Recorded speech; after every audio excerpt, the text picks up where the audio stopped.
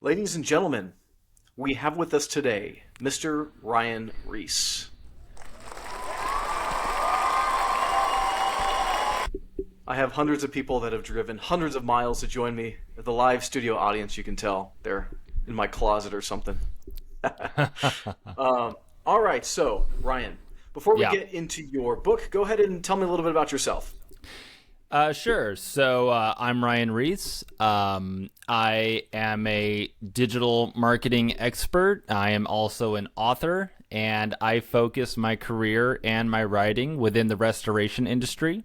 I am the digital marketing manager for a group of ServPro franchises based in Tennessee and Florida. This is ServPro Team Cuthbertson, and I've been with ServPro for a little over 3 years now. And I've written a novel called A Larger Loss it's a thriller novel that takes place within the restoration industry that's based off of my career. It's not based off of my career, but it's inspired by the stories and characters that I've met throughout it. Okay, awesome. So you get to combine a little bit of creativity with your day job. That's cool. So before we get into that, though, tell me a little bit about the stuff that you like to read.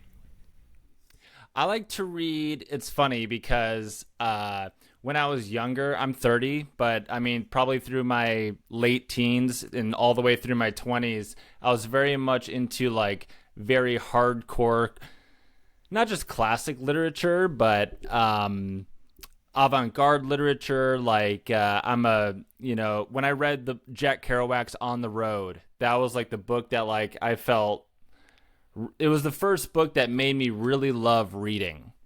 And the way it was the first book that made me feel something. And like, I wanted to be the characters in the book. And I thought about it for a long time afterward. It's funny. I have a poster on my wall right here of the cover.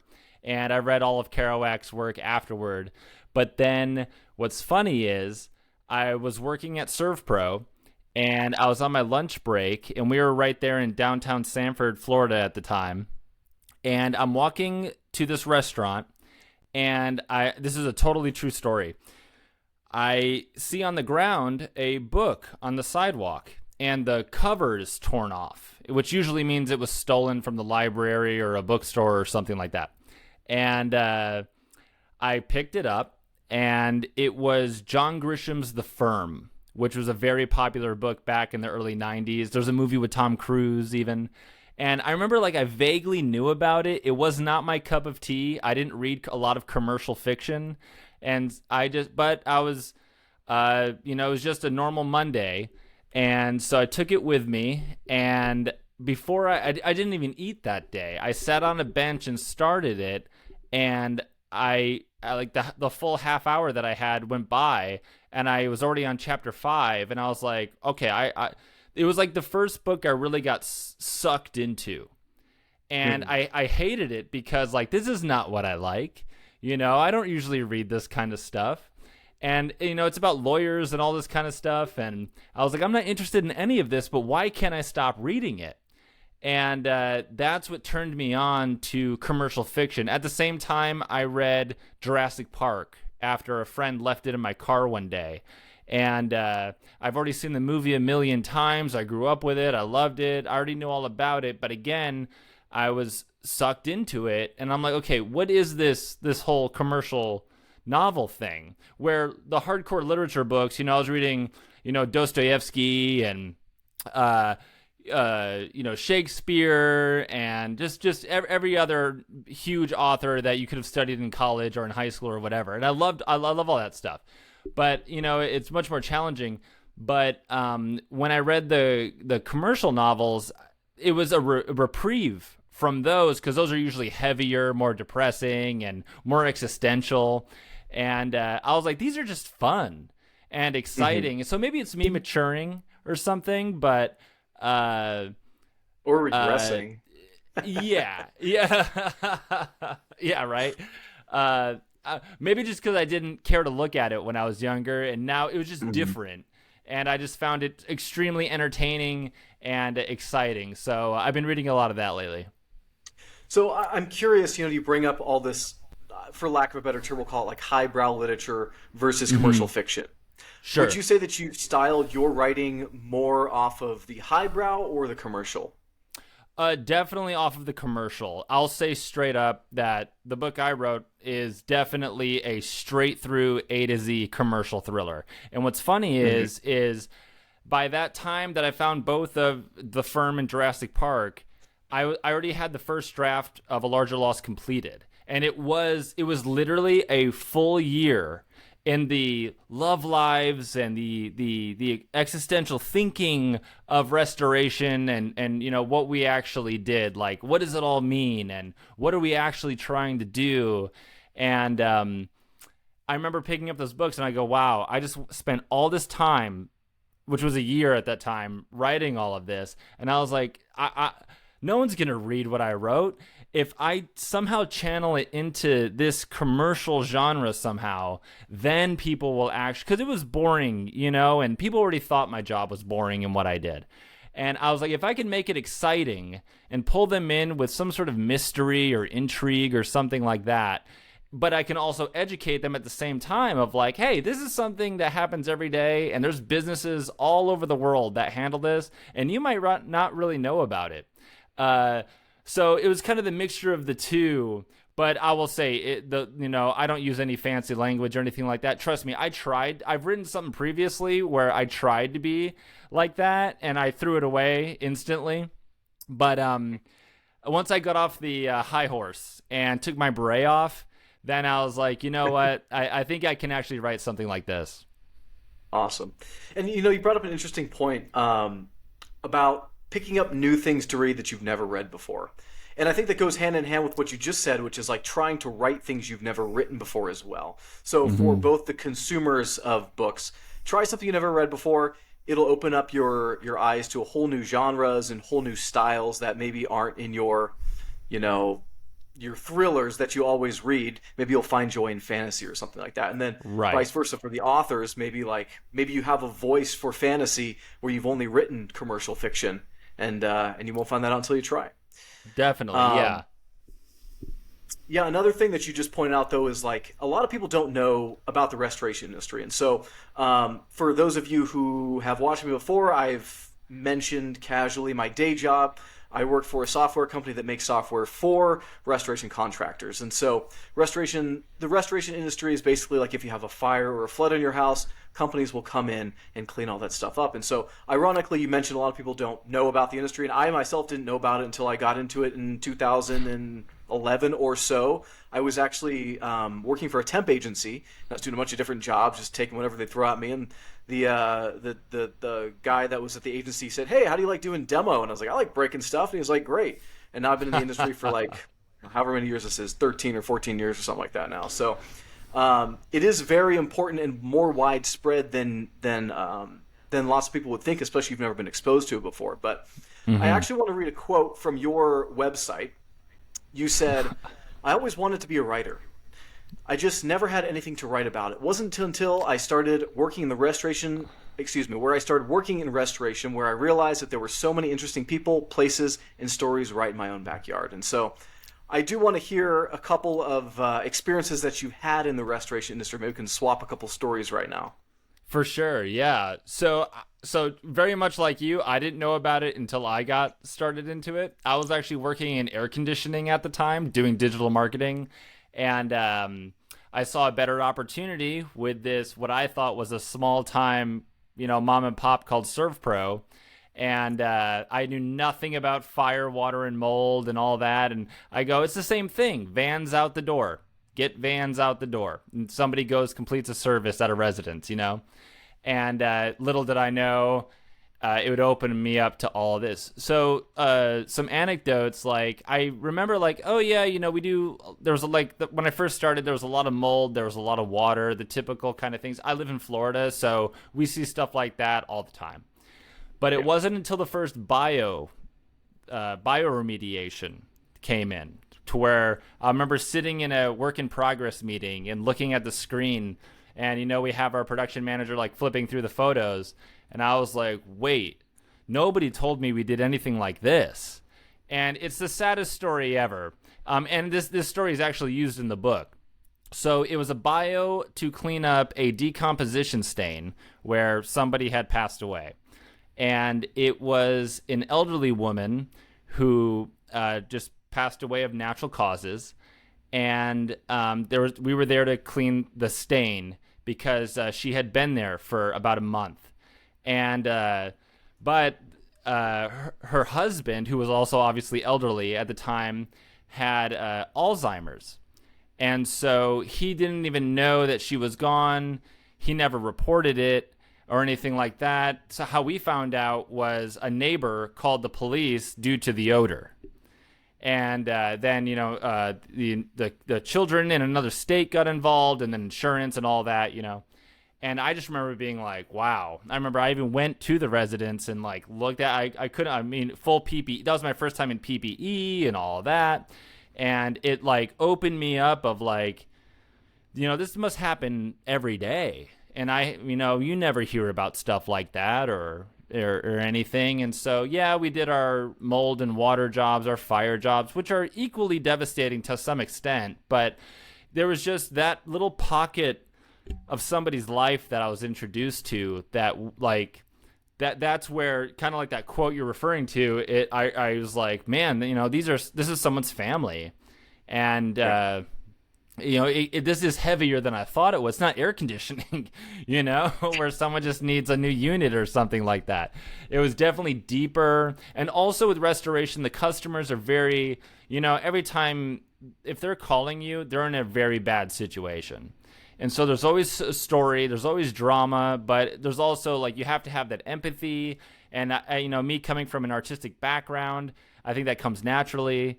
And so that was one experience that kind of gave me the insight of like, there's stories here. And obviously there was many later after that. I mean, the list goes on. And I'm sure everybody in restoration has a story, but I'm sure you have plenty. Yeah, I've got a few. So thankfully, I've never actually had to be on site for a trauma. We had our technicians who, like you said, did the full PPE and bonused out and stuff like that. But I was an estimator, so I was always looking at the pictures and figuring out how much it would cost. And, empathy is a very good word that you use there. I remember this one time I took a phone call from a gentleman whose 12-year-old had blown his brains out on the wall. And it's hard to talk to someone who is trying to keep it together on the phone. And I still to this day, I still get that feeling in my stomach of like talking to this guy when he's like trying to keep it together so hard. And the worst part is I had to tell him how much it was going to cost. Yeah. And like that just like, it sucks. It 100% sucks. I've been there. It's the hardest part about the job, I think. Yeah, for sure.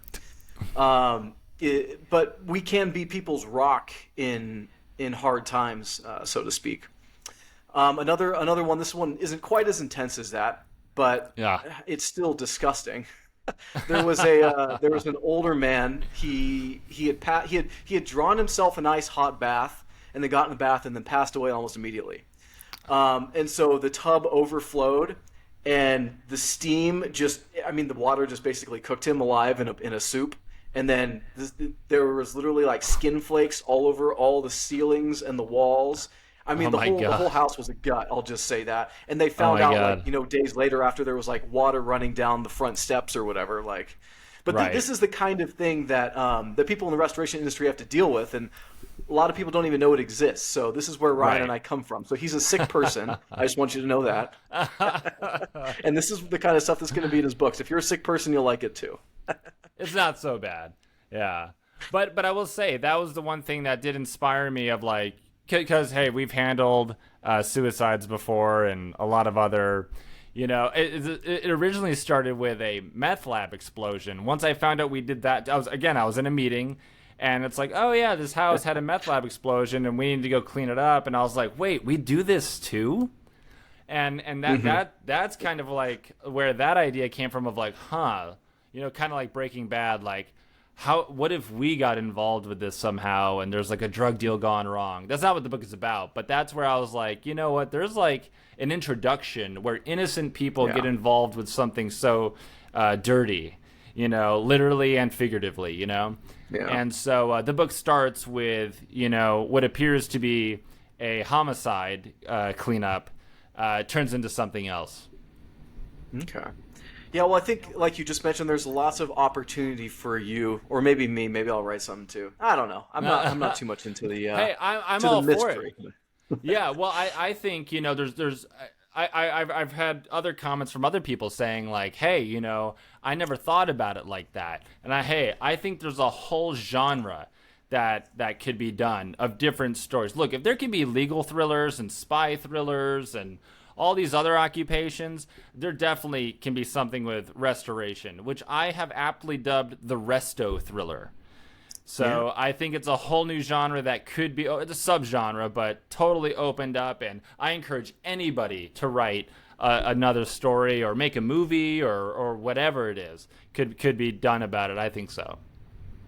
Awesome. Yeah, I like that idea. So going back to that quote again, real quick, you said that you had always wanted to be a writer, but never written anything for this. So what specifically piqued your curiosity, so to speak, into writing this, or had you dabbled and just never really had anything come to fruition?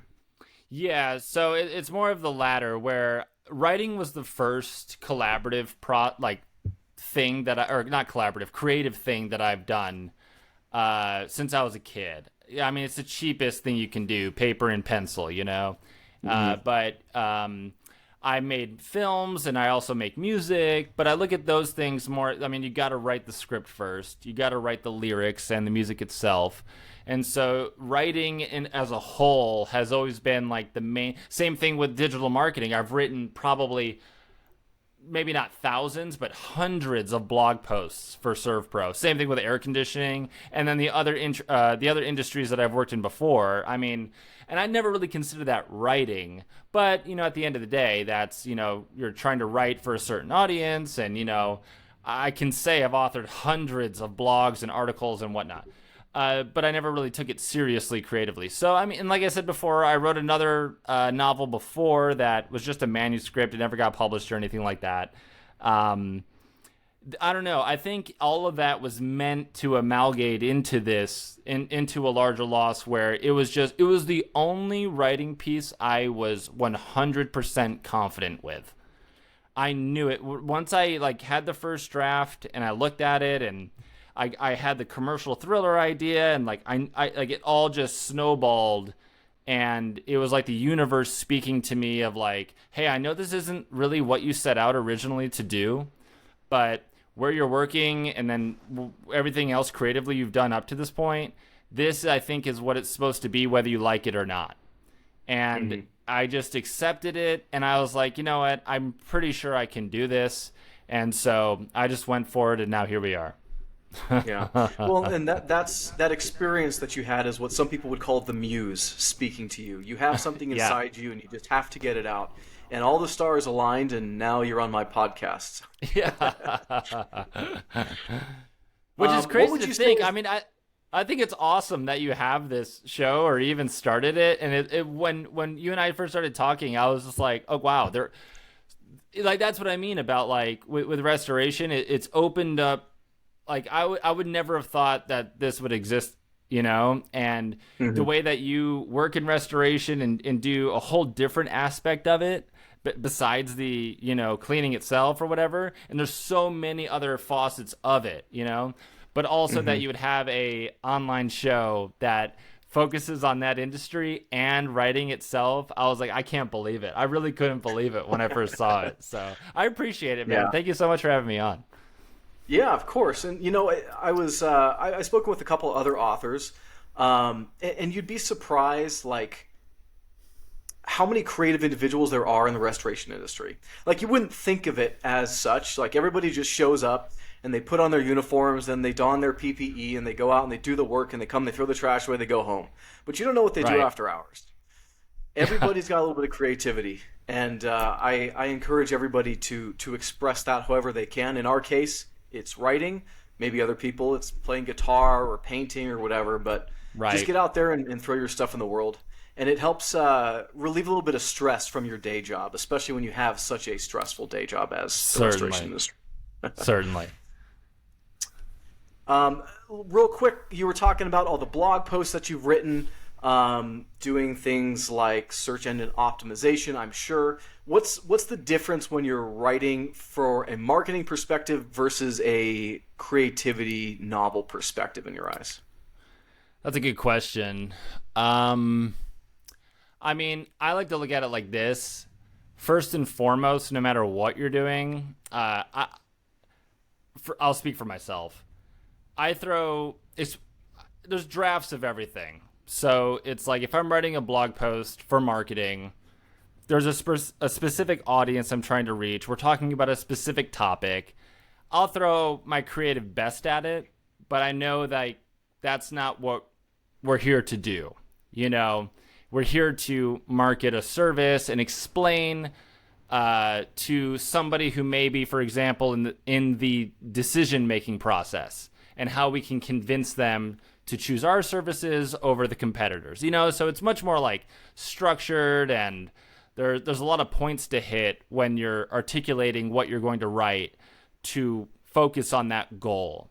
Where creatively, I mean, I'll say with this, it was very similar. Like I had a target audience when I was writing it, and how is this going to cater to them? How is this going to be exciting? How can I make this a page turner?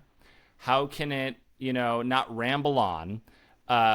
So it was, I mean, I would say it was very similar. I mean, it's a commercial fiction novel, so in a sense, it is marketing. And as much as I hate to say that, but I'll say this. So for like my music, for example, that's free reign. There's no audience. That's for me, and if I'm happy with it, then I'm happy.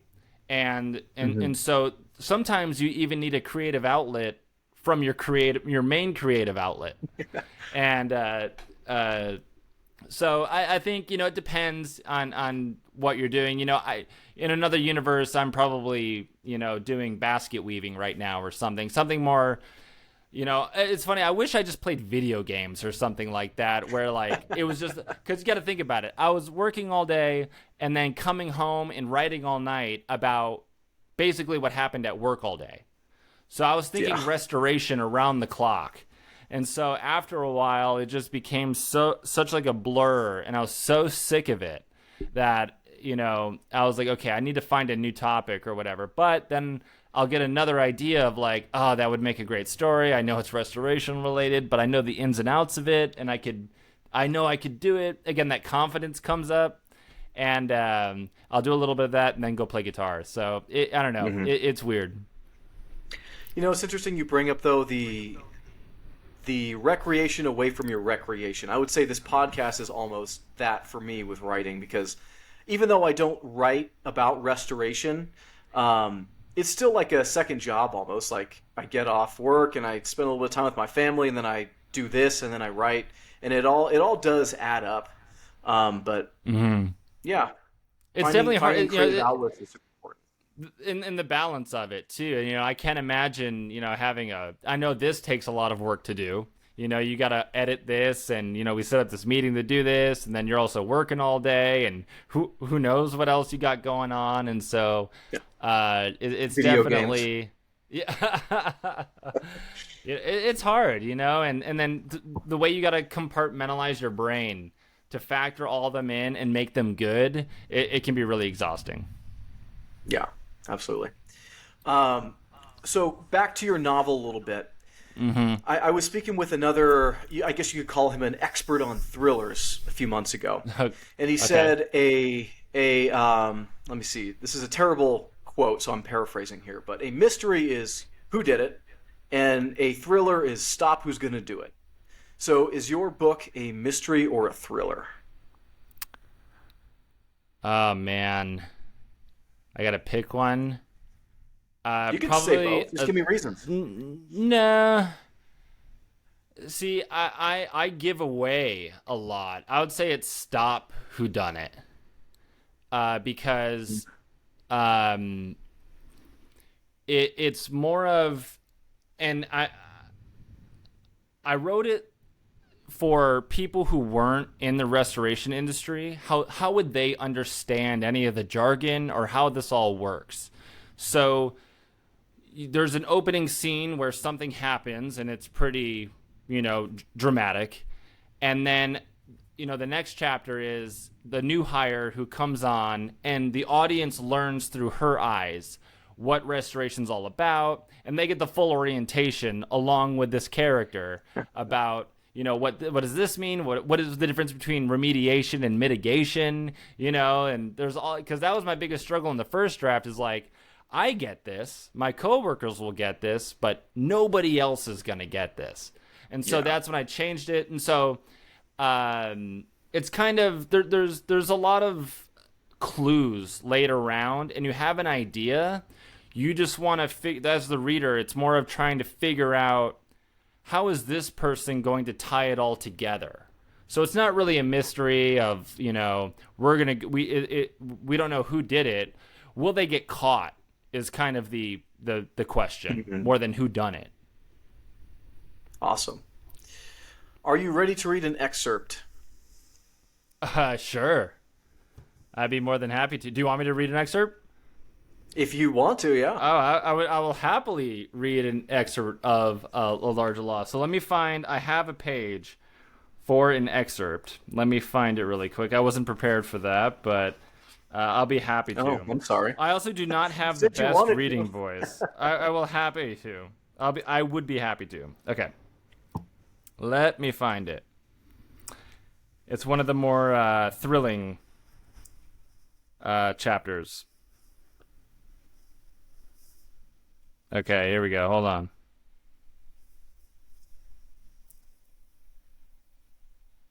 Okay, here we go.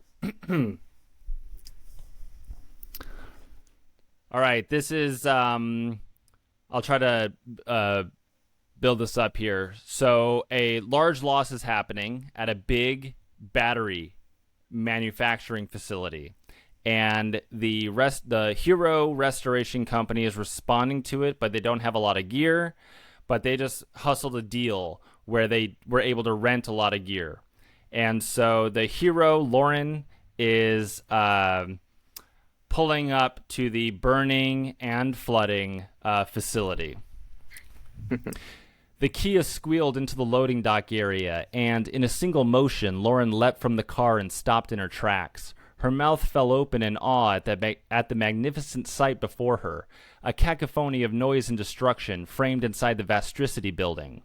Smoke drifted across the dark sky like an unwelcome curtain as the flashes of lightning and the cascading rain played with the sparks flying from the downed power line. She was oblivious to the deluge drenching her clothes as she watched a final burst of sparks make the entire building go dark. Ricardo was in a race against time as he rushed towards the Kia and saw her pulling out a single dehumidifier. "That's all you brought?" he yelled in disbelief. "There's more coming. Why haven't you shut the water off? Does it look like it matters?" "It does. We need to shut off the sprinklers." "It's by the sign out front, but I don't have a key to unlock the fence." Lauren scanned the tall sign bearing the word Vastricity on the side of the road, not at first noticing the utility valve surrounded by a rickety chain-link fence next to it. She paused just as a massive crash of thunder shook the air and a jagged bolt of lightning lit up the night. Taking a deep breath, Lauren steeled herself and ran straight for the fence. She planted a foot and scrambled up the posts, thrashing to clear the top as another crash sounded. In a mad dash of determination, Lauren thrust herself over the top and began to descend to the other side. In her haste, she miscalculated her timing and landed ankle-deep in thick mud. In an attempt to stand up, her foot shot out from beneath her, throwing her sideways into a murky puddle. Melendez was close behind, attempting to cover his head with a folder as he stumbled and splashed with every step. Lauren took a moment to gather her bearings before dashing towards the valves, rusty and aged from years of wear and tear. The rumble of the brewing storm roared louder than before, and lightning cracked as thunder crackled across the sky. Ricardo looked over his shoulder, pale and wide-eyed, taking in the destruction of his property. With her foot wedged between two pipes, Lauren wrapped her hands around the valves and pulled with all of her strength. She gritted her teeth and tugged harder, determined to get them loose. And then, finally, after an agonizing effort, the valve released, turning freely in her grip. Lauren twisted it a few times until it stopped in the desired position. "Go see if the water stopped, goddammit!" Lauren yelled to Melendez. Lightning took over the sky behind her, making Ricardo jump back in fear and run back toward the building. She hopped back onto the fence and quickly made her way to the top, the sharp metal scratching against her skin as she climbed.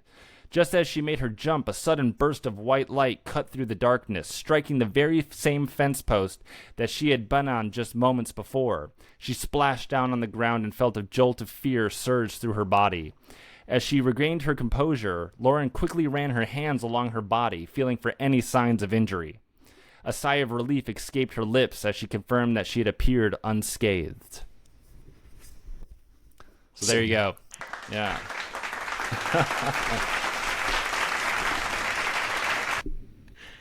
I like that scene. It really brought me there, and also gave me terrible flashbacks of getting calls about how unprepared technicians were when they arrived on site.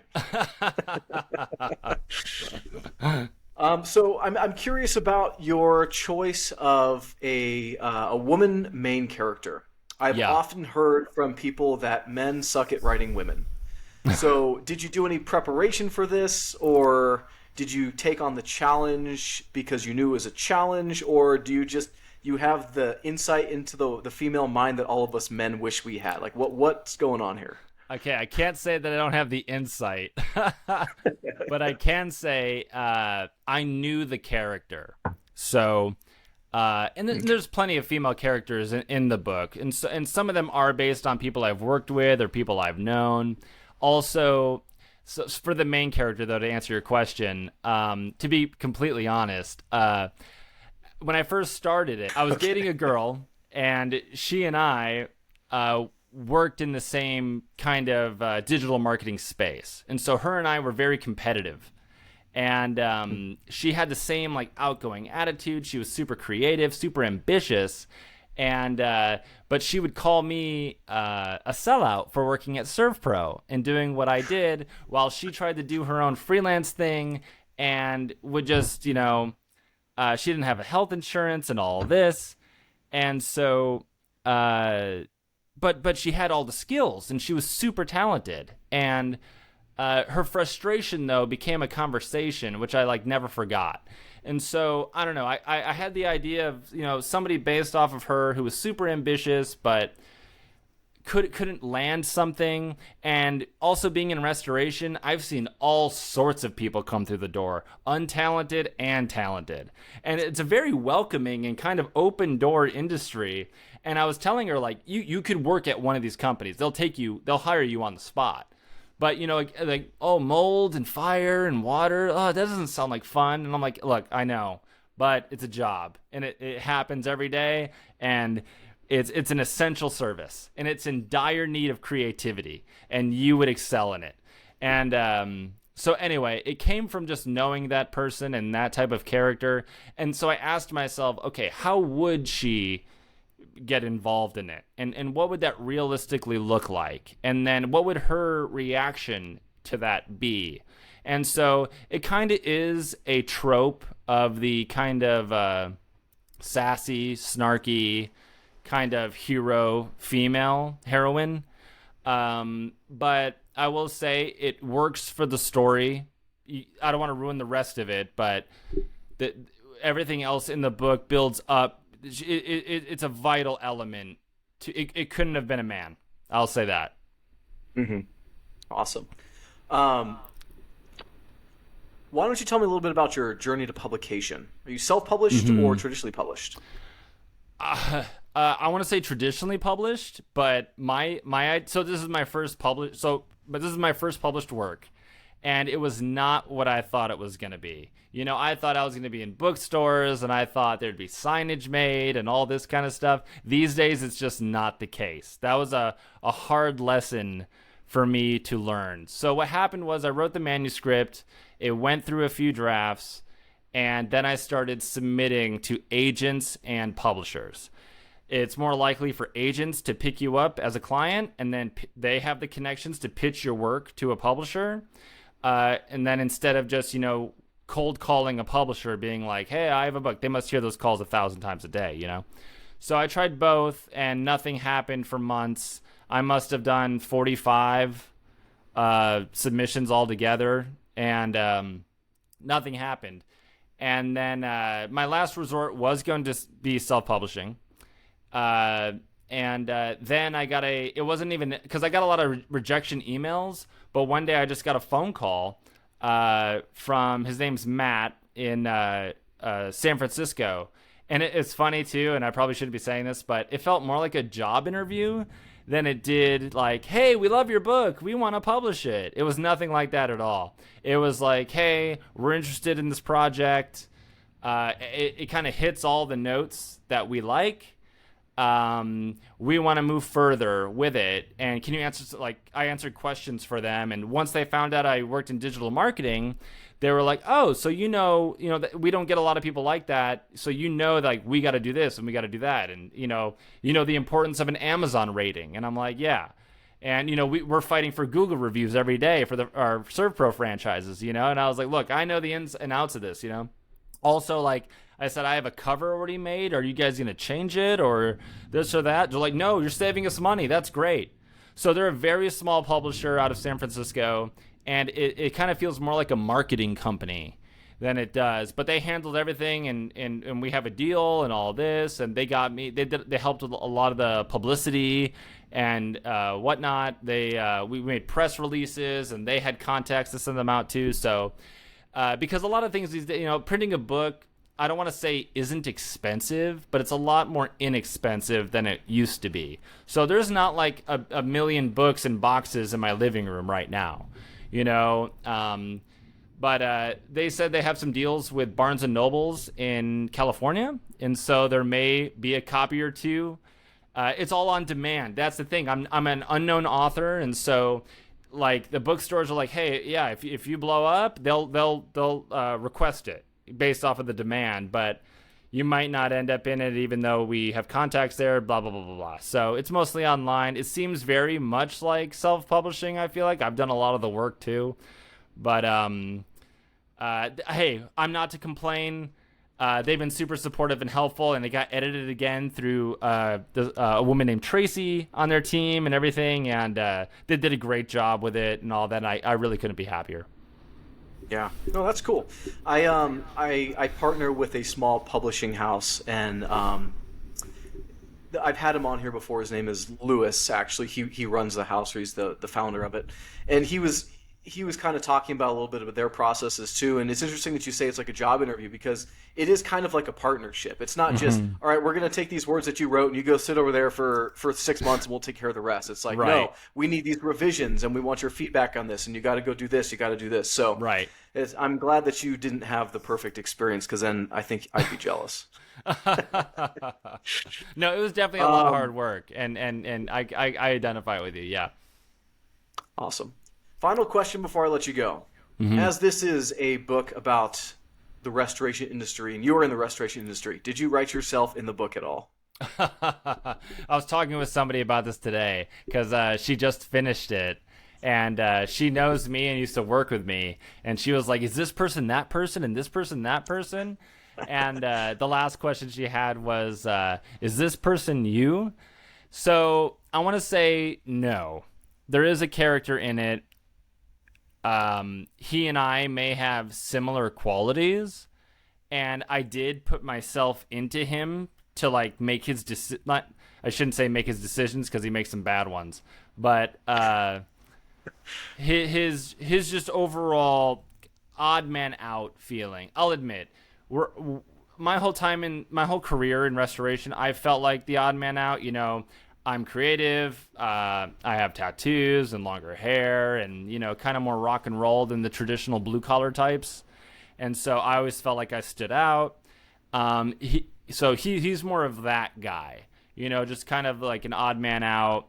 Perhaps drinks a little too much, and is talented as well. So it wasn't based off of me. There's plenty of things that were fictional and added, but I'll admit I placed myself as like, okay, I guess I'm the closest person to this character. I'm not this character, but I'm the closest to his mindset, I think.